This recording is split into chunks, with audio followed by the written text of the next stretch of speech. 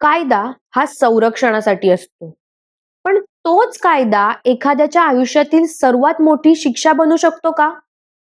आज आपण अशा एका विषयावर बोलणार आहोत. तो थोडा सेन्सिटिव्ह आहे, कॉन्ट्रोवर्शियल पण आहे, पण अवॉइड करता येणार नाही असं आहे. व्हिडिओच्या शेवटी तुमच्यासाठी अतिशय महत्त्वाची माहिती आम्ही सांगितली आहे. त्यामुळे व्हिडिओ शेवटपर्यंत पहा, कारण कायद्यात राहाल तरच फायद्यात राहाल. नमस्कार, मी मृणाली महेश ओरसकर लोकल बंधन मीडिया चॅनलमध्ये तुमचं स्वागत करते. आपण आधी हे स्पष्ट करूया की हा व्हिडिओ कुठल्याही गुन्हेगाराच्या बाजूनी नाही. हा व्हिडिओ कुठल्याही महिलेच्या विरोधात नाही आणि हा व्हिडिओ कायद्याच्या विरोधातही नाही. त्यामुळे आपण सुरुवात करू जेंडर इक्वेलिटी पासून. कारण इक्वेलिटीवर बोलायचं असेल तर दोन्ही बाजू ऐकणं गरजेचं आहे. आपण नेहमीच महिलांकडून हे ऐकतो, मी हे सगळं सहन केलं, आज माझ्यासोबत असं घडलं, आज हे झालं. पण हो, या वेदना ऐकल्याच गेल्या पाहिजेत, त्यांना न्यायही मिळायलाच हवा. पण आज प्रश्न असा आहे की पुरुषांचं काय?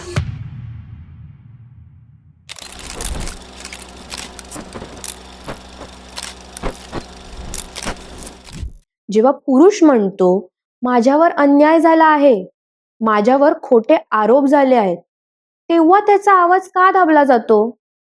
प्रत्येक चुकीच्या वागणुकीसाठी आपण लगेच पुरुषांना दोषी ठरवतो. पण जर त्या वागणुकीमध्ये सत्य वेगळं असेल तर, जर आरोप चुकीचे असतील तर, चूक ही कधीच लिंग बघून होत नाही आणि अन्याय हा फक्त एका बाजूनीच नसतो. आज आपण अशा अनेक प्रकरणांकडे लक्ष देणार आहोत, जिथे तपास होण्याआधीच निर्णय होतो, आरोप सिद्ध होण्याआधीच शिक्षा मिळते आणि मग नंतर निर्दोष असल्याचं सिद्ध झालं तरीही त्या माणसाचं संपूर्ण आयुष्य उद्ध्वस्त झालेलं असतं. मग आता प्रश्न असा नाही की स्त्रियांना न्याय मिळावा की नाही, तर प्रश्न असा आहे की न्याय सगळ्यांसाठी समान आहे का? आणि यावर तुमचं काय मत आहे? कारण जेंडर इक्वेलिटी म्हणजे फक्त एका बाजूने ऐकणं नव्हे, तर दोन्ही बाजूंना समान न्याय देणं आहे. आणि आज आपण अशा अनेक प्रश्नांवरती विचार करणार आहोत आणि तुमच्याशी संवाद साधणार आहोत. उत्तर प्रदेशमधील विष्णू तिवारी, एक नॉर्मल माणूस, तिवारीवरती त्याच्याच गावातील एका महिलेने सेक्शुअल हॅरेसमेंटचा आरोप केला होता. तिने असा दावा केला की शेतात कामासाठी जाताना तिवारीने तिच्यावरती सेक्शुअल हॅरेसमेंट केलं. 16 सप्टेंबर 2000 रोजी त्याला अटक करण्यात आली. त्याच्यावरती ST&T कायद्याखालील गुन्हा दाखल झाला. पहिल्यांदा त्याला 10 वर्षाची सक्त मंजुरी सुनावण्यात आली आणि नंतर ST&T कायदा अंतर्गत त्याला जन्मठेप सुद्धा झाली. आता तुम्ही विचार कराल की ST&T म्हणजे काय? तर ST&T म्हणजे शेड्यूल्ड कास्ट आणि शेड्यूल्ड ट्राईब्स ऍक्ट 1989. हा कायदा शेड्यूल्ड कास्ट आणि शेड्यूल्ड ट्राईब समुदायावर होणाऱ्या अत्याचार, अपमान, हिंसा आणि भेदभाव थांबवण्यासाठी बनवला आहे. आणि आता 20 वर्षानंतर तिवारी यांची केस अलाहाबाद हायकोर्टने पुन्हा तपासायला सुरुवात केली आणि कोर्टने स्पष्ट सांगितलं, आरोप सिद्ध होण्यासाठी ठोस पुरावे नाहीत. आणि शेवटी विष्णू तिवारी निर्दोष ठरले. आज विष्णू तिवारी 43 इयर्सचे आहेत. त्यांना 23 इयर्सच्या वेळी एका गुन्ह्याच्या आरोपाखाली तुरुंगात टाकण्यात आले होते, जे त्यांनी कधीच केले नव्हते. पण प्रश्न असा आहे की 20 वर्षे तुरुंगात घालवल्यानंतर निर्दोष ठरणं म्हणजे न्याय झाला का? आणि तुमचं यावर काय मत आहे? तसंच अजून एक तुम्हाला सांगते. 16 जून 2025 रोजी लखनौ कोर्टनी रेखा देवी नावाच्या एका महिलेला 7.5 वर्षांच्या तुरुंगवासाची शिक्षा सुनावली. तिला 2 पुरुषांवर खोट्या सेक्शुअल हॅरेसमेंटसाठी आणि ST&T कायद्याखाली गुन्हे दाखल करण्याबद्दल दोषी ठरवले होते. ही घटना धक्का देणारी होती, कारण का जर हा आरोप सिद्ध झाला असता तर त्या 2 निर्दोष पुरुषांचं संपूर्ण आयुष्य खराब झालं असतं. आता अशी अजून एक घटना. लखनौमध्ये एका स्पेशल कोर्टने परमानंद गुप्ता नावाच्या वकिलाला जन्मठेपेची शिक्षा दिली. 5,10,000चा दंड देखील लावला. एका दलित महिलेची ओळख त्यांनी मिसयूज करून अपोनंट पार्टीवरती रेप, मोलेस्टेशन असे अनेक फेक केसेस दाखल केले होते. आणि ते पण कशासाठी, तर प्रॉपर्टी डिस्प्यूट.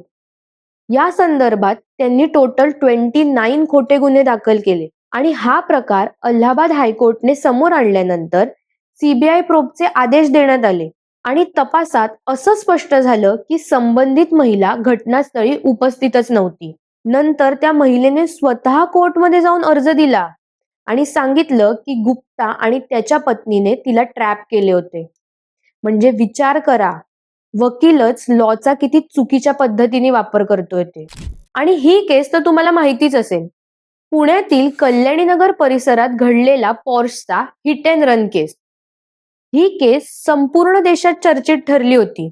एका 17 वर्षाच्या अंडर एज मुलाने दारूच्या नशेत आपल्या वडिलांच्या लक्झरी पॉर्श कारने टू व्हीलरला जोरदार धडक दिली.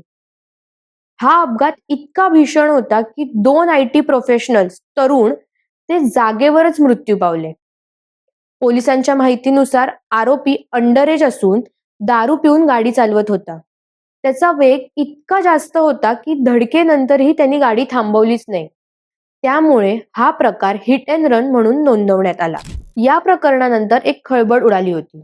अपघातानंतर काही तासातच आरोपीला जुवेनाईल जस्टिस बोर्ड करून जामीन देण्यात आला. विशेष म्हणजे जामिनाच्या अटी म्हणून आरोपीला रोड सेफ्टीवर एसे लिहा आणि ट्रॅफिक रूल समजून घ्या अशा अटी घालण्यात आल्या होत्या.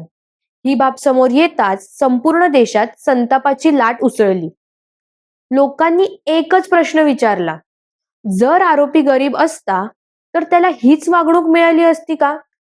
अशा अनेक केसेस आहेत ज्यामध्ये कायद्याचा वापर चुकीच्या पद्धतीने केला जातोय. आणि आता जर आपण फॉल्स केसेस दाखल करतोय तर आपला कायदा काय म्हणतो आपण हे जाणून घेऊया. पहिलं, खोटा गुन्हा दाखल केल्यास IPC 182 आणि BNS 217. जर एखाद्याने जाणीवपूर्वक खोटी तक्रार केली तर त्याला 6 महिने ते 2 वर्षापर्यंत शिक्षा आणि दंड होऊ शकतो. दुसरं, खोटा आणि सिरियस गुन्हा दाखल केल्यास IPC 211 आणि BNS 229. जर एखाद्याने जाणीवपूर्वक खोटा गंभीर गुन्हा दाखल केला तर त्याला 7 वर्षापर्यंत तुरुंगवास होऊ शकतो. तिसरा, खोटी साक्ष दिल्यास IPC 191, 193 आणि BNS 227. कोर्टमध्ये खोटं बोलल्यास त्याला 7 वर्षापर्यंत शिक्षा होऊ शकते. चौथं, बदनामी IPC 499 आणि 500 आणि BNS 356. खोट्या आरोपामुळे एखाद्याची रेप्युटेशन खराब केली गेली तर त्याला 2 वर्षापर्यंत शिक्षा आणि दंड होऊ शकतो.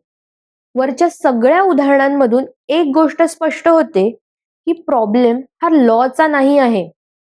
प्रॉब्लेम लॉचा मिसयूज करणाऱ्यांचा आहे. म्हणूनच कम्युनिटी म्हणून आपल्याला रिअल विक्टीम आणि खोट्या आरोपांमधला फरक समजून घेणं खूप गरजेचं आहे. कारण चौकशी होण्याआधी अटक नाही, तर चौकशी पूर्ण झाल्यावर निर्णय हा पर्स्पेक्टिव्ह हवा आहे. जर सिरियस केसेस फास्ट ट्रॅकवर सॉल्व्ह केले गेले तर अनेक इनोसेंट लोकांचे आयुष्य वाचू शकते. हा प्रश्न महिला विरुद्ध पुरुष असा नाही. हा प्रश्न न्याय आणि अन्याय यामधला आहे. आणि जोपर्यंत आपण प्रश्न विचारू शकतो तोपर्यंत बदल होण्याची आशा संपणार नाही. तुमचे थॉट्स काय आहेत आणि तुम्हाला काय वाटतं? कायदा संरक्षणासाठी आहे, पण तो आता वेपन बनत चाललाय का? किंवा तुमच्या आसपास अशा काही घटना घडल्या आहेत का? तर कमेंट्समध्ये आम्हाला नक्की सांगा. आमचा हा व्हिडिओ तुम्हाला आवडला असल्यास आमच्या चॅनलला सबस्क्राईब करा, लाईक करा आणि शेअर करा. धन्यवाद.